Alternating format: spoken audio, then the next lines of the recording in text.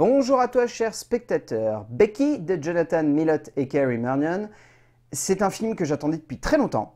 Et comme avec beaucoup de films, comme par exemple Come to Daddy ou des longs métrages comme ça, ou VFW, sont des films dont je me dis que je ne verrai jamais une sortie française et que il faut faire avec. Et heureusement, on est dans une période qui a tout de même quelques petits moments de bonheur, comme ces instants où un film qui n'aurait potentiellement jamais vu le jour en France arrive quand même à débarquer quelque part, que ce soit en DVD ou en VOD, comme c'est le cas ici. Le résumé pour faire simple, Rebecca est une jeune fille qui n'arrive pas à se remettre de la mort de sa mère survenue il y a une petite année. Son père, cherchant à lui remonter le moral, décide de l'emmener dans sa maison d'enfance. C'est un pur plaisir. Mais le genre de plaisir qui est vraiment décalé, qui est complètement pété, qui est allumé, mais devant lequel on s'éclate. On sent que Milott et Mernion, ils ont voulu, en premier lieu, tout simplement, j'ai envie de dire, faire un délire de cinéma. Et un délire de cinéma qui est assez extrême, faut avouer, parce que autant le pitch que je vous ai fait, il est soft, autant si on voulait le résumer de manière putassière, il faudrait dire, c'est l'histoire d'une fille qui va voir un néo-nazi débarquer chez elle et menacer sa famille.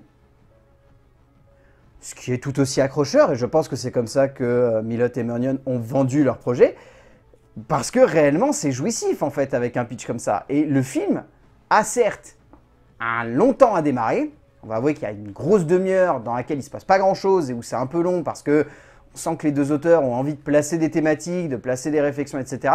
Mais dès le moment où ça part, ça part. Et alors là, le délire est complètement allumé, que ce soit voir une petite fille éclater un mec avec un gros paquet de crayons de couleur et lui enfoncer ça dans la gorge ou dans le dos. À partir de ce moment-là, je veux dire, le délire est placé, on sait dans quelle direction on va et on sait que même si peut-être le film va être par moments un poil décalé ou voire proche du nanar, on va quand même se taper une bonne barre et c'est exactement ce qui se passe ici. Et c'est un cinéma de genre dont je suis particulièrement friand comme vous avez pu le voir dernièrement. Le cinéma de genre n'est pas uniquement un lieu et un temps donné pour être simplement sérieux, et en ce sens, le cinéma de genre américain est une mine de perles et de bijoux cherchant à aller dans cette direction, à exploiter une possibilité dans ce genre de cinéma qui puisse emmener le spectateur dans une direction surprenante.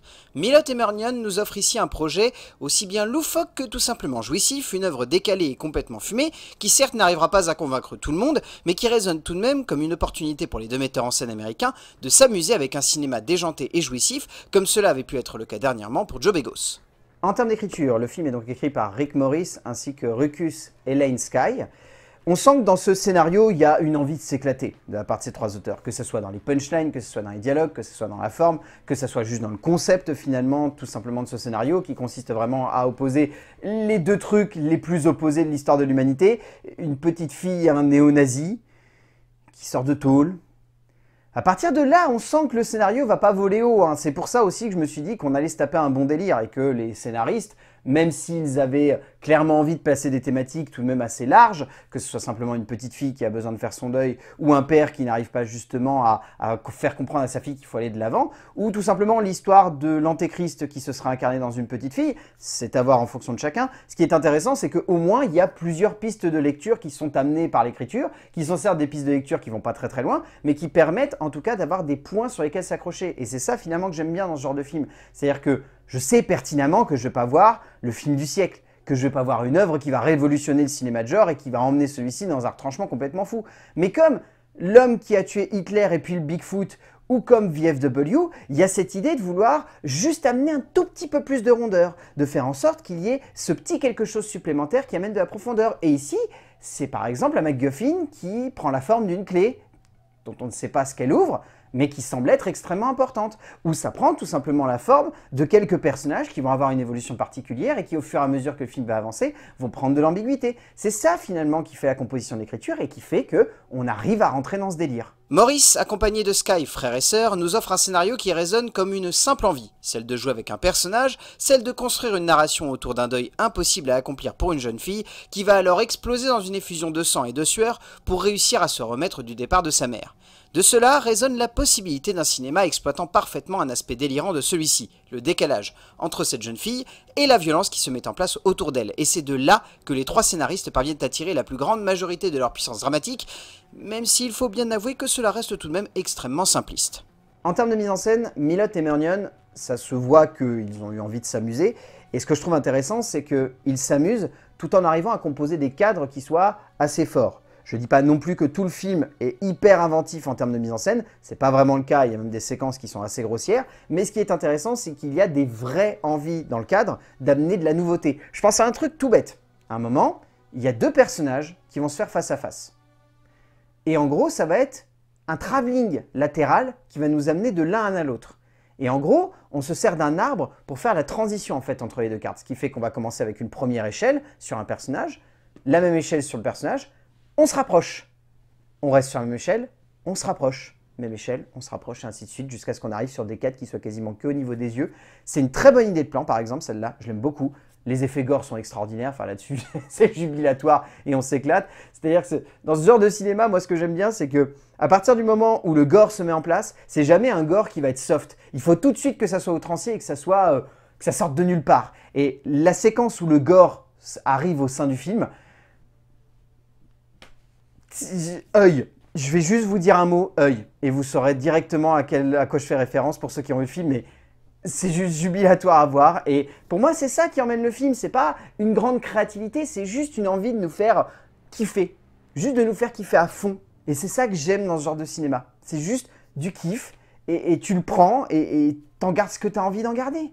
Marnion et Milott veulent exploiter au mieux leurs personnages, quitte à peut-être par instant en faire un peu des caisses, notamment avec le côté un peu trop appuyé de certains effets gore. Mais encore une fois, cela va dans la même optique que l'écriture, créer un décalage entre le personnage central et l'imagerie qui se construit devant nous. Bien sûr, on peut avoir la sensation que les deux auteurs se reposent peut-être un peu trop sur une ambiance et sur des performances d'acteurs impressionnantes, mais auxquelles ils n'apportent pas grand-chose avec leur cadre. Mais heureusement, on sent un vrai investissement par de nombreux plans au cœur du film, montrant tout de même une envie d'en découdre de la part des deux auteurs. En termes de casting, je trouve celui-ci bon. Bon, il n'y a pas forcément que des performances extraordinaires. Je trouve notamment que Robert Maillet, dans un rôle qui est quand même assez monolithique, s'en sort, mais sans plus. Je trouve que Amanda Brugel ainsi que Isaiah Radcliffe sont tous les deux pas trop mal.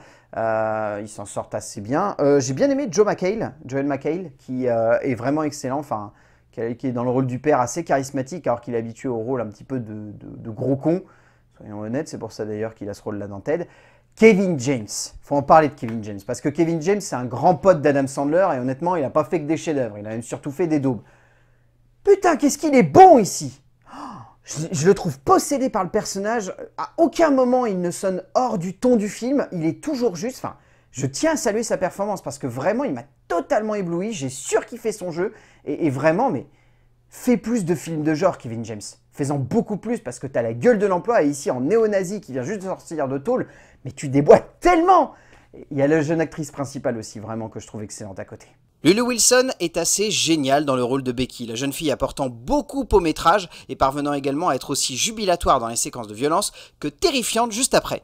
Au bout du compte, Becky est un film que je trouve fun à regarder. C'est pas une œuvre complètement réussie, c'est une œuvre qui est très décalée, mais qui, dans son idée, arrive à nous embarquer jusqu'au bout de son délire. C'est à l'image du cinéma finalement de Milott et Marnion. C'est un cinéma qui s'amuse des codes de celui-ci, qui aime les détourner et qui aime emmener le spectateur dans des bons délires, que ce soit Cooties, des trucs comme ça. À chaque fois, on a cette idée-là dans leur film. Et ici, je trouve qu'on le retrouve une nouvelle fois très très bien.